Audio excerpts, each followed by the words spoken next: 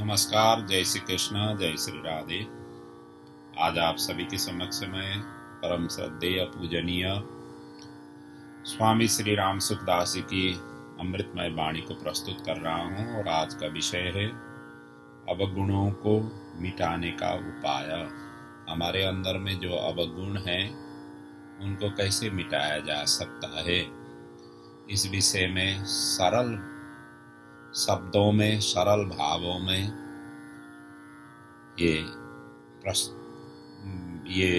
प्रस्तुत किया गया है, जिसे श्रवण करते हुए हमारी साधना आराधना को हम सहज ढंग से भगवत प्राप्ति की ओर ले जा सकें। आइए श्रवण करते हैं। अवगुणों का मिटाने का उपाय। अपना अवगुण अपने को दिखने लग जाए, यह बहुत बढ़िया बात है। यह जितना स्पष्ट दिखेगा उतना ही उस अवगुणों के साथ संबंध विच्छेद होगा। यह एक बड़े तत्व की बात है। जब साधकों को अपने में दोष दिखाई देता है तब वह उससे घबराता है और दुखी होता है कि क्या करूं, मैं साधक कहलाता हूं और दशा क्या है मेरी। तो यह दुखी होना अच्छा ही है, परंतु यह दोष मेरे में है ऐसा मानना अच्छा नहीं। ध्यान दें, साधक के लिए बहुत बढ़िया बात है। जैसे आंख में लगा हुआ अंजन आंख को नहीं दिखता पर दूसरी सब चीजें दिखती है, ऐसे ही जब तक अवगुण अपने भीतर रहता है तब तक वह स्पष्ट नहीं दिखता, और जब अवगुण दिखने लगे तब समझना चाहिए कि अब अवगुण मुझसे कुछ दूर हुआ है। अगर दूर न होता तो दिखता कैसे? जितना स्पष्ट साफ दिखे उतना ही वह अपने से दूर जा रहा है। अत्यंत दूर की वस्तु और अत्यंत नजदीक की वस्तु दोनों ही आंखों से नहीं दिखती। इसलिए अवगुण दिखने पर एक प्रसन्नता आनी चाहिए कि अब दोष मेरे में नहीं है, अब वह निकल रहा है, मिट रहा है। भूल तभी होती है जब साधक उसे अपने में मान लेता है। अपने में दोष को मान लेना बहुत बड़ी गलती है। अपने में मानने से दोष को सत्ता मिलती है, जबकि दोष की स्वतंत्र सत्ता है नहीं। आपकी अपनी स्वतंत्रता सत्ता है। दोष को अपने में मानने से वह सत्ता दोष को मिलती रहती है। इससे वह दोष जीता ही रहता है, मरता नहीं, क्योंकि उसे आपका बल मिल गया। दोष अपने में नहीं है। इसकी एक पहचान तो यह है कि वह दिखने लग गया। दूसरी पहचान यह है कि यदि अपने में दोष हो तो उसे सब समय में दिखते रहना चाहिए। जब तक मैं हूँ यह ज्ञान रहता है, तब तक उसके साथ साथ दोष के रहने के भी ज्ञान होता है। यह हरदम नहीं रहता है, वह आता और जाता है। तो ऐसा आगंतुक दोष अपने में कैसे हो सकता है? मैं बार बार आप लोगों से कहता हूँ कि अपने में दोष को मानना बहुत बड़ी गलती है। इतनी बड़ी गलती है कि मानव दोष को निमंत्रण देकर बुलाते हैं कि हमारे यहाँ से कहीं चला न जाए। इस प्रकार आप दोष को आग्रह पूर्वक निमंत्रण दे करके रखते हैं। मूल में दोष अपने में नहीं है, क्योंकि ईश्वर अंश जीव अविनाशी, चेतना अमल सहज सुख राशि। स्वयं ईश्वर का अंश सदा रहने वाला चेतन ज्ञान स्वरूप है। यह अमल है, अर्थात इसमें मल नहीं है, और सहज सुख राशि है। सहज स्वाभाविक ही सुख राशि होने पर भी जो यह दूसरे के संयोग जन्य सुख चाहता है, यह गलती करता है। जब दूसरों की तरफ से वृत्ति हटा करके अपने स्वरूप में स्थित होगी तब उस सहज सुख का अनुभव होगा। ना सुख काज पंडिता, ना सुख भूप भया, सुख सहजाहि आवसी तृष्णा रोग गया। दूसरे से सुख की इच्छा लोलुपता से मिटाने की मिटाने से ही सहज सुख प्रकट होगा और सहज सुख से मन स्थिर होगा। गोस्वामी जी महाराज कहते हैं, निज सुख बिन मन होई की धीरा। जब तक निज सुख नहीं मिलता तब तक मन स्थिर नहीं होगा। जब निज सुख मिल जाएगा, अपने पास में ही सुख मिल जाएगा, तब वह मन कहीं जाएगा ही नहीं। इंद्रियां भी अपने आप बस में हो जाएगी, स्थिर हो जाएगी। ये दोष पुष्ट होते हैं, एक तो अपने में दोष मानने से, एक दूसरे का दोष देखने से और दूसरे की दुखों की परवाह न करने से। ध्यान दें, दूसरे के दुख की परवाह न करने से अपने में दोष स्थित होता है, कायम होता है। हर समय सावधान रहे कि कहीं मेरे द्वारा दूसरे को दुख तो नहीं हो रहा है, मेरे बोलने से, चलने से, बैठने से किसी को दुख या विक्षेप तो नहीं हो रहा है। मैं कोई क्रिया करता हूँ तो उससे दूसरे को दुख तो नहीं हो रहा है।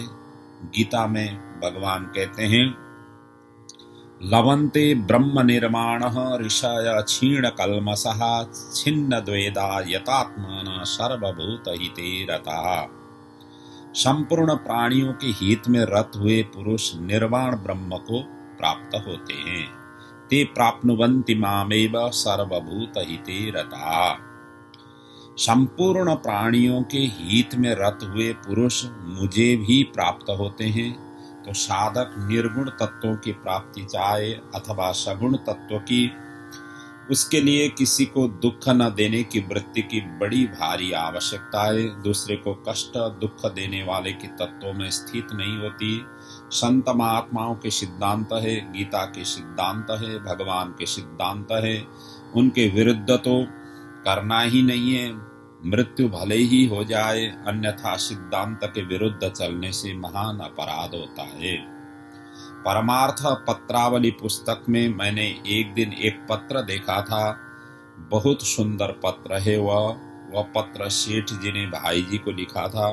बहुत पुराना पत्र है। उसमें लिखा है कि जैसे सुनार के पास सोना गलाने की कुटाली होती है, उसमें सोने को गलाकर उसे तपाते हैं तो सोने में जो मैल होती है वह तो बहुत जल्दी जल जाती है, परंतु उसमें जो विजातीय धातु होती है वह जल्दी नहीं जलती। ऐसे ही अंतःकरण में जो कूड़ा करकट या मैल है वह तो जल जाता है, परंतु जो विजातीय धातु है, जैसे दूसरे को दुख देना, दूसरे को दोष देखना, शास्त्रों और संत महात्माओं के विरुद्ध चलना आदि, इसका जलना कठिन हो जाएगा।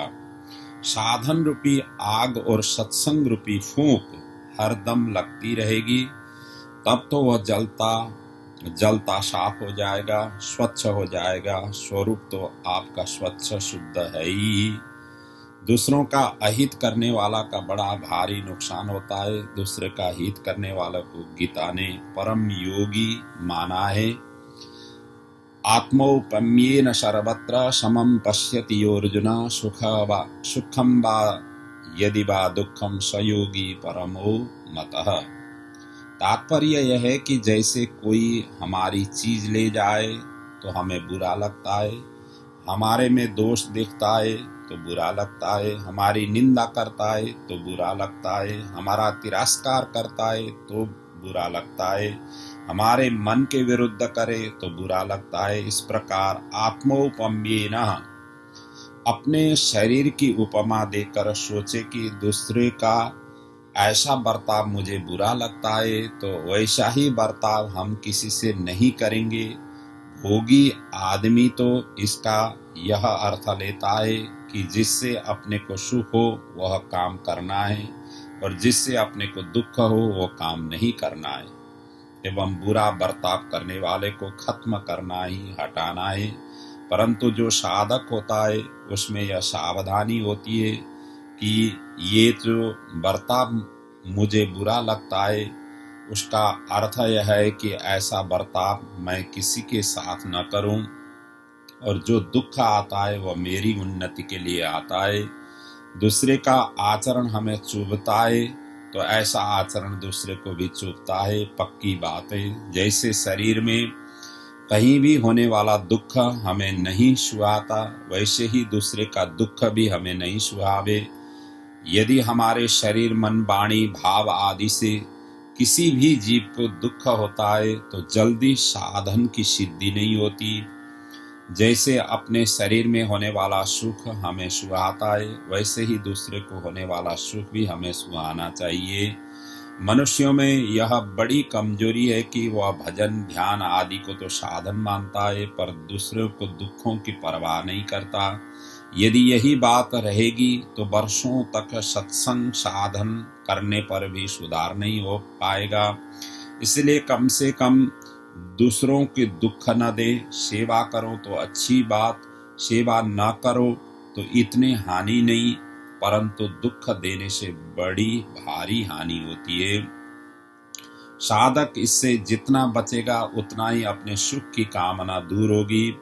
तो सुख भोग की वृत्ति तब दूर होगी जब दूसरों का दुख अपने को चुभने लगेगा। दूसरे की दुख को दूर करना हमारा सुख हो जाएगा और दूसरे का दुख हमारा दुख हो जाएगा। जैसे अपना दुख दूर करने के लिए मनुष्यों की स्वतः चेष्टा होती है, वैसे ही दूसरों का दुख दूर करने की स्वतः चेष्टा हो जाए तो विषयेंद्रिय संयोग के सुख भोग की रुचि मिट जाएगी। और जब तक दूसरे का दुखों की परवाह नहीं करते हैं और अपना सुख लेते हैं, तब तक अपने सुख की वृत्ति मिटती नहीं। कोई कहे कि हम दुख नहीं देते, फिर दूसरों का दुख देखने की क्या जरूरत है। तो अपने में जो सुख वृद्धि है, बुद्धि है, इसे मिटाने के लिए दूसरों का दुख कैसे दूर हो यह चिंतन होगा। अपने सुख भोग की रुचि मिट जाएगी। इसलिए संतों के लक्षणों में लिखा है, पर दुख दुख सुख सुख देखे पर। सुख भोग में भी दो चीजें हैं जिसे संतों ने कहीं कनक और कामिनी नाम से और कहीं दमड़ी और चमड़ी नाम से कहा है। पैसों की आसक्ति दमड़ी की और स्त्री की आसक्ति चमड़ी की है। तो ये दोनों बहुत खराब है। तभी कहा है कि माधो जी से मिलना कैसे होए, सबल बैरी बसे घट भीतर, कनक कामिनी दोय। इन दोनों की गीता ने भोग और ऐश्वर्य नाम से कहा है। भोगैश्वर्य प्रसक्तानां तया पहृत चेतसां, व्यवसायात्मिका बुद्धि समादौ न विदीयते। भोग शब्द से स्त्री और ऐश्वर्य शब्द से पैसों का संग्रह लेना चाहिए। जिसकी इन दोनों में आसक्ति होती है उसकी परमात्मा में निश्चयात्मिका बुद्धि नहीं होती कि परमात्मा को प्राप्त करना है। इनकी आसक्ति तब दूर होती है जब दूसरों के हित का भाव हो जाए। आजकल हमारे देश में इसकी बहुत अधिक आवश्यकता है।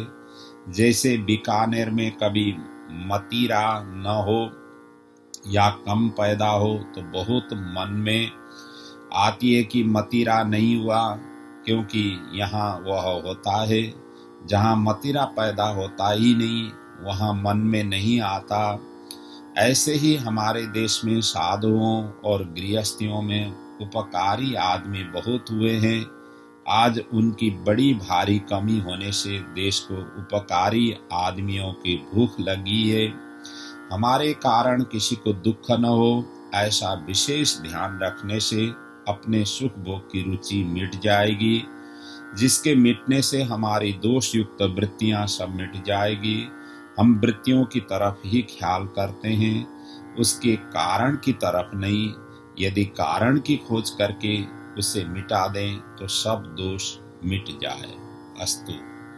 पूर्णमदः पूर्णमिदं पूर्णात् पूर्णमुदच्यते पूर्णस्य पूर्णमादाय पूर्णमेवावशिष्यते। ओम शांति।